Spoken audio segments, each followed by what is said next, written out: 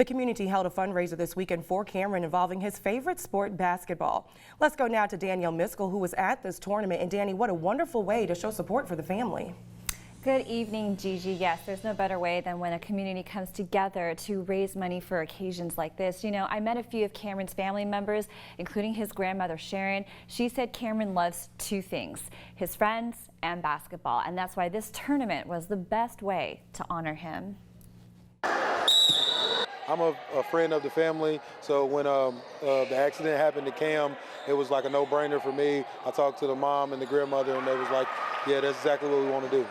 2 days of hitting the hardwood for some hoops. The Rize and Hoop basketball tournament sold bracelets and T-shirts to raise money for Kameron May's ICU expenses. We got to know the family very well. It's going to make me cry too. Dora Sims' son plays football with Kameron, and her husband mows his grandmother's lawn.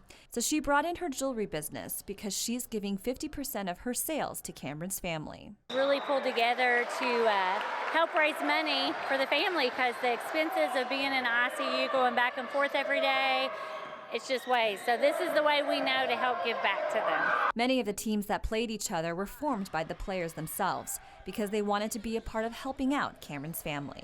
We all know Kameron would want to be here right now with us, so we all have to show him what he's made of. One of the players on the court is Kameron's twin sister, Kameron May. She balled out for her brother and left it all on the floor. He was very strong, and he would be happy to watch me play. Playing the game, many friends of Kameron couldn't help but feel his absence and wishing he was there. I hope he gets better so I can hang out with him again. I'm praying for him. I miss him, and I love him. I love him so much. Miss you. And everyone's spreading the word to keep Kameron's name alive and to keep praying.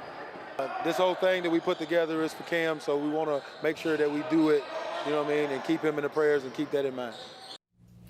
Kameron's grandmother, Sharon, told me he's currently in the ICU for a broken neck, multiple skull fractures, brain injuries.